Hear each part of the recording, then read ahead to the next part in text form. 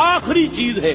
اس کے بعد بھی اگر آنکھ نہیں کھلتی کسی انسان کی تو میں نہیں سمجھتا کہ وہ اپنے گرد اس نے جو یہ فلا تزکوا انفسکم، اس نے جو اپنے گرد تزکیہ نفس کا ایک مصنوعی حالہ بنا لیا ہے، کبھی بھی وہ اس حالے سے نکل سکے گا اگر اس حدیث سے بھی آنکھ نہ کھلے.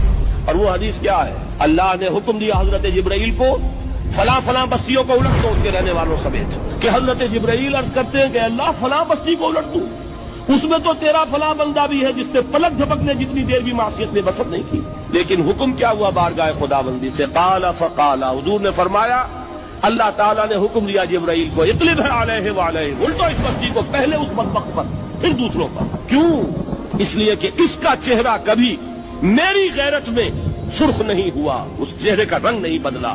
بے غیرت انسان، بدیاں پھیلتی رہیں، میرے دین کو رودا جاتا رہا، میری شریعت کی دھجیاں بگڑتی رہیں، یہ میدان میں نہیں آیا، اس کا خون نہیں کھولا کبھی.